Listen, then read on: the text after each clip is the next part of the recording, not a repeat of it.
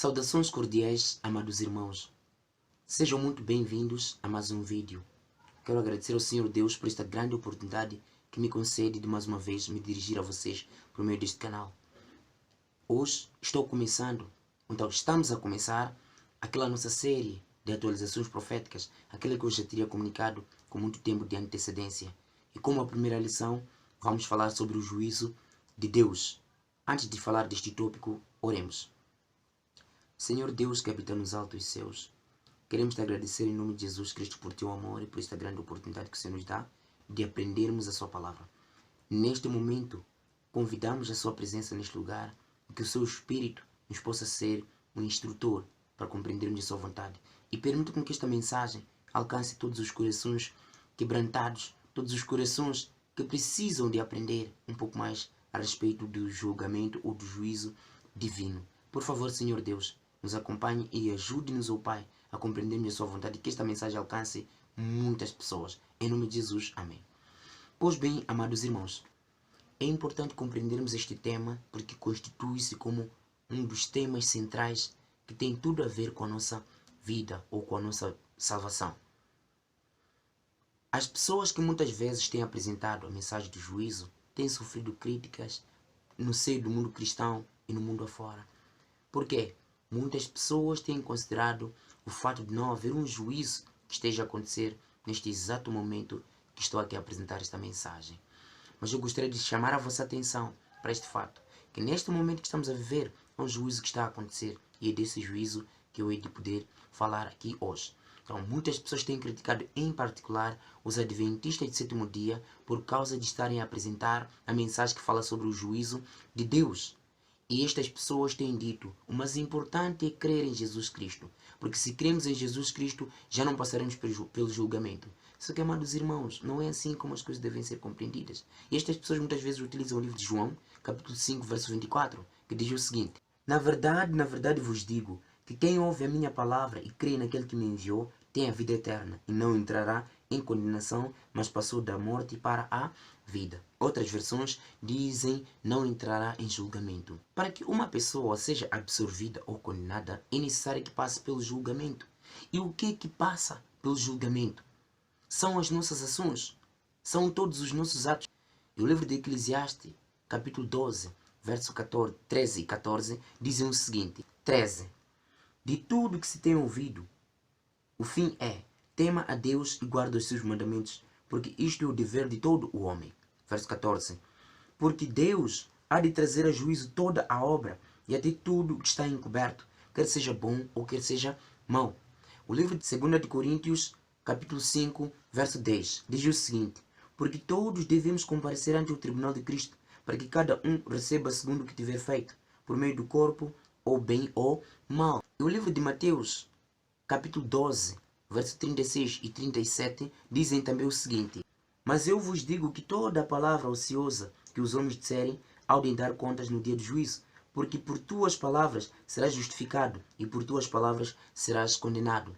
Com base neste texto, nós conseguimos compreender que todos nós um dia devemos passar pelo juízo de Deus por causa das coisas que nós temos feito.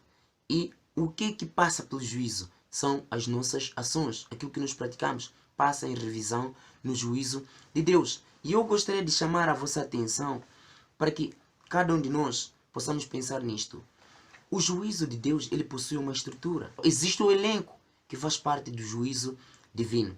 Temos lá o juiz, que é Deus, e depois temos o advogado, não é? O advogado, que é Jesus Cristo. Temos o acusador, Satanás. Temos o eu, que é o homem. Temos a norma que o Senhor Deus utiliza no juízo, que é a sua lei. Quanto ao juiz, vamos ler o livro de Daniel, capítulo 7, verso 9 a 10. Diz o seguinte: eu continuei olhando até que foram postos uns tronos, e um ancião de dias se assentou, e a sua veste era branca como a neve, e o cabelo da sua cabeça como a pura lã. O seu trono era de chamas de fogo, e as suas rodas de fogo ardente. Um rio de fogo manava e saía de diante dele. Milhares e milhares o serviam, milhares de milhares assistiam diante dele. Assentou-se o juiz e abriram-se os livros. O juiz é Deus. Assentou-se o juiz e abriram-se os livros. O livro de Salmos, capítulo 56, verso 8, diz o seguinte: tu contas as minhas vagueações, põe as minhas lágrimas no teu odre. Não estão elas no teu livro? Então, quando a Bíblia nos apresenta aqui o termo livro, por outras palavras, quer dizer, o Senhor Deus tem um sistema que Ele utiliza para poder controlar, ou então para poder registrar todos os nossos atos. Podem não ser livros literais, não é? Então, estamos a dizer que o juiz aqui é Deus. E quem seria o réu? O réu é o homem, é o pecador. Romanos capítulo 3, verso 23. Acompanhe-me na leitura. Porque todos pecaram e destituídos estão da glória de Deus. Quando o casal Adão e Eva aceitou a orientação, então aceitou comer o fruto que o Senhor Deus já havia proibido, que na verdade é fruto, não é sexo como algumas pessoas dizem, o homem caiu no pecado. E nós estamos nesta situação hoje. Contudo, a Bíblia diz que todos nós pecamos. E nós até nascemos pecadores, não é? Já nascemos com esta mácula do pecado. Então, o livro de Romanos, capítulo 5, verso 12, diz-nos aqui como é que este pecado entrou. Portanto, como por um homem entrou o pecado no mundo, e pelo pecado a morte, assim também a morte passou a todos os homens, por isso todos pecaram. Todos nós pecamos. É o réu no juízo. Por que é réu? Porque ele cometeu o pecado, cometeu a falha. E quem tem estado a nos acusar diante dos nossos irmãos e diante de Deus?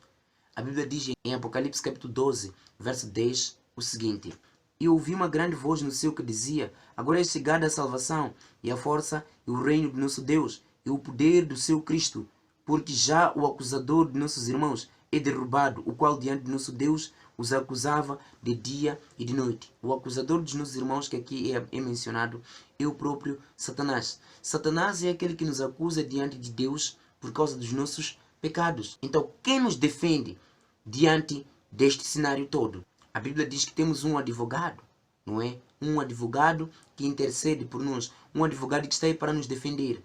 O livro de 1 de João, capítulo 2, verso 1, diz o seguinte: Meus filhinhos, estas coisas vos escrevo, para que não pequeis. E se alguém pecar, temos um advogado para com o Pai, Jesus Cristo, o justo. Então, nosso advogado é o Senhor Jesus Cristo. Você já imaginou ter como advogado o filho do juiz? Como é que acha que o nosso caso vai terminar? A Bíblia diz, eu estou a dizer isso não para vocês pecarem, mas lembrem-se que quando vocês caírem no pecado, nós temos um advogado. Claro, nós não devemos subestimar o pecado. Não devemos cuidar do pecado, não é? Mas a Bíblia nos recorda que quando nós cairmos no pecado, nós temos um sumo sacerdote, nós temos um advogado, Jesus Cristo, para poder interceder por nós. Jesus Cristo está aí como nosso advogado. Eu posso estar a falar para alguém que se calhar tem pensado que o seu caso é sem volta, o seu caso é sem solução. Deus não lhe pode ouvir mais. Não, amigo. Lembre-se, a Bíblia está a dizer que nós temos um advogado, Jesus Cristo. Satanás fica alegre quando nós não voltamos a Jesus para pedirmos o perdão dos nossos pecados. Mas quando nós vamos a Jesus Cristo e pedimos o perdão dos nossos pecados, confessamos os nossos pecados, pedimos o perdão e nós decidimos não cometer mais aquele pecado, Jesus Cristo se alegra e Satanás fica preocupado. Porque o desejo de Satanás é de nos ver sempre cometendo pecados para irritarmos a Deus. Essa é a vontade dele. Mas nós temos um advogado, o Filho do Juiz. Aquele que, quando nós somos acusados diante do Pai, Jesus Cristo simplesmente levanta as suas mãos, mostra aqueles lugares onde ele teria sido cravado com aqueles pregos e diz: Pai, meu sangue, eu morri por este. E ele está arrependido, pediu perdão e eu perdoei. Pai, não há problemas com este aqui. Perdoa ele. Não é? Eu morri por este. Pai, absorve o caso dele. Absorve o caso dele. E Satanás não terá como, porque nós temos um advogado que é o Filho do Juiz. E o que é que o Senhor Deus utiliza como norma neste julgamento? A palavra de Deus no livro de Tiago, capítulo 2, verso 10 a 12, diz que o Senhor Deus utiliza como norma a sua lei. Tanto é que diz a Bíblia, não é? Quem guardar toda a lei e tropeçar apenas em um ponto, torna-se culpado de toda a lei. Onde é que nós encontramos a lei? Em Êxodo capítulo 20, a partir do verso 1 até 17, onde nós encontramos aqueles 10 mandamentos. Deus diz: não pode ter outros deuses diante de mim, não farás para ti mais de escultura, não pode tomar o nome do Senhor Deus em vão, lembra do dia de sábado para o santificar, honra teu pai e tua mãe, não matarás, não adulterarás, não furtarás, não não dirás falso testemunho contra o teu próximo, não cobiçarás a coisa do teu próximo. 10 mandamentos são os que o Senhor Deus utiliza como norma no juízo. Não que a observância dos mandamentos seja credencial para nós podermos ser salvos. Não, mas o resultado da salvação culmina com a observância desses mandamentos. Amados amigos, a palavra de Deus nos diz aqui que nós não somos salvos pelas obras. Não, mas as obras boas que nós praticamos devem ser o resultado da salvação que nós recebemos da parte de Cristo. Todo o esforço humano para tentar granjear a salvação ou o perdão pelas obras é vão.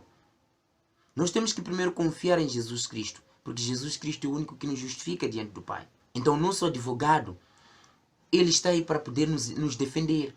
Eu vou ler outro texto que está em Romanos, capítulo 3, verso 20. Romanos capítulo 3, verso 20, verso 22 e 23, que diz o seguinte: Por isso nenhuma carne será justificada diante dele pelas obras da lei, porque pela lei vem o conhecimento do pecado. 22. Isto é a justiça de Deus, pela fé em Jesus Cristo, para todos e sobre todos os que creem, porque não há diferença, porque todos pecaram e destituídos estão da glória de Deus. Todos pecaram e destituídos estão da glória de Deus. Ninguém será justificado diante de Cristo pelas obras da lei. Não.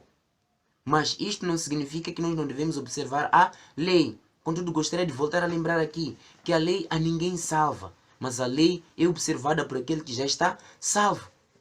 Então, com base nestes textos que eu acabei de apresentar aqui, nós conseguimos compreender que neste momento que estamos a viver está a decorrer o julgamento de Deus, o julgamento pré-advento, o julgamento de investigação. Por quê? Porque a Bíblia nos apresenta 3 fases de julgamento divino.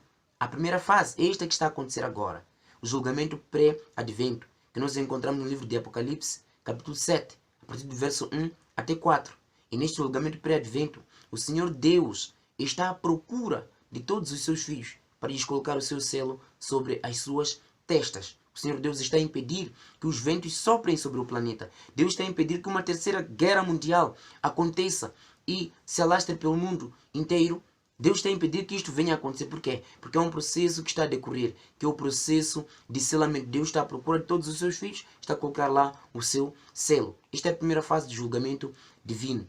E tem passado dos laudos do céu todos os nossos atos. Aquilo que nós praticamos tem passado dos laudos celestiais. O Senhor Deus tem estado a observar todos os nossos atos. Aquilo que nós fazemos com a nossa mente, o que nós fazemos com os nossos olhos, o que nós fazemos com a nossa boca, o que nós fazemos com o nosso corpo, quer seja bom ou mau, quer seja bem ou mal. Isso tem passado pelo juízo divino. Então, a questão do selamento, depois eu poderia apresentar mais detalhes. Contudo, só mencionei este fato para compreendermos que isto faz parte do julgamento divino, a primeira fase do julgamento divino. Então, qual seria a segunda fase do julgamento divino? É o julgamento de comprovação, para comprovar o porquê da perdição do fulano, que eu esperava que estivesse cá, no céu. Não é? Nós estaremos lá, vamos fazer estes questionamentos. O fulano não está aqui porque o meu pastor que pregava tanto e as pessoas choravam, por que não está aqui? Nós seremos mostrados, serão abertos os livros para podermos comprovar o porquê desses tais não estarem lá. Por isso, cada um precisa de tomar providência da sua vida e ver o que está a fazer com a sua vida e entregar a sua vida a Cristo. E a terceira fase de julgamento divino encontra-se em Apocalipse capítulo 20. Chama-se julgamento de execução. Isto vai acontecer depois do milênio, que é para a execução ou destruição de todos aqueles que não aceitaram a Jesus. De todos aqueles que terão tido a marca da besta, serão destruídos para sempre. Mas isto depois do milênio. Será o momento em que todos aqueles que não aceitaram a Cristo serão destruídos. Satanás e os seus anjos também serão destruídos. Então, estas são as 3 fases de julgamento divino. Contudo, eu posso estar a falar com alguém que nunca teria ouvido falar sobre isto. Pode ser a primeira vez e isto pode até parecer uma surpresa para si. Lembre-se, estamos a ver num tempo em que todos nós estamos a passar pelo julgamento divino. Não há nada que a gente possa fazer que esteja encoberto diante de Deus. Não há nada que a gente possa fazer que a gente ache que Deus não esteja a ver. Deus tem contemplado tudo. E tudo que nós fazemos passa pelo julgamento divino. E você, será que o seu caso diante de Deus está bem? Como é que está o seu caso diante de Deus nos livros dos céus? Como é que está o seu caso? Eu posso estar a falar para alguém que se calhar não acredita nesta mensagem. Independentemente de acreditar ou não, é importante perceber que todos nós estamos a passar pelo juízo divino. Tudo que a gente faz e pratica está a passar pelo juízo divino. Então, como é que está o seu caso diante de Deus? Nós temos um juiz, que é Deus, e temos um advogado para nos defender, que é o Senhor Jesus Cristo, Filho do juiz. Amados amigos, a Bíblia nos apresenta, lá em Romanos capítulo 3, que para podermos entrar no céu, precisamos de ser justificados. Esta justificação implica também a possessão ou possuirmos aqui a fé em Cristo. Ser justificado o que é? É ser purificado. Só pode entrar no reino dos céus alguém que é completamente santo. Uma pessoa que não tem pecado é que pode entrar no céu. Todos nós não devemos possuir nenhum pecado. Para entrar no céu precisamos de ser completamente purificados. Não precisamos de ter nenhum pecado. Esta é a condição. E eu estou a falar diante de pessoas, homens e mulheres, que são pecadores. Que não passam nenhum dia sem pecar. Mas lembre-se, o seu caso não é um caso sem esperança. Nós temos Jesus Cristo, aquele que nos justifica, aquele que intercede por nós diante do Pai. Jesus Cristo é o nosso intermediário, o nosso advogado. Por isso ele diz lá em João capítulo 14, verso 6, ninguém vai ao Pai senão por mim. Por quê? Porque ele é o caminho, a verdade e a vida. Então, condição para entrar nos céus, precisamos de ser purificados, precisamos de ser purificados por Cristo. Não precisamos de perder a esperança. O nosso caso não é sem esperança. Jesus está aí a interceder por nós. Dos laudos dos céus, ou então no juízo divino, passam todas as nossas ações, o que nós temos feito diante de Deus. Amados amigos, eu posso estar a falar com alguém que se calhar pensava que o seu caso era sem esperança. É um caso sem volta. O Senhor Deus não te vai compreender. Volte-se para Deus. Entregue a sua vida a Jesus. Ele tem capacidade de te perdoar. Não continue nas garras de Satanás. Vai para Jesus. Jesus Cristo é o único que te pode purificar e que pode salvar a você, que pode transformar a sua vida. Amados amigos, este é o fim da lição. Eu quero, neste momento, convidar a todos aqueles que se calhar pensavam que o seu caso era sem volta. Quero convidar também a todos aqueles que não tinham conhecimento desta mensagem e que a partir de hoje ouviram e querem tomar providência de entregar a vida a Jesus Cristo e serem purificados por Cristo, serem transformados por Cristo. E eu quero orar também por estas pessoas. Vamos orar. Querido Pai que habita nos altos céus, eis-nos aqui, homens pecadores. Nós reconhecemos a nossa pecaminosidade. Todos os dias cometemos pecados. E sendo assim, nós não poderemos merecer o reino dos céus. Contudo, aprendemos da sua palavra que temos Jesus Cristo, nosso advogado, aquele que intercede por nós diante do Pai. Pedimos-te neste momento, Senhor Jesus Cristo, para que o Senhor possa intervir por nós, perdoa-nos todos os nossos pecados e nos ajude a vivermos de forma consagrada, a vivermos como o Senhor quer.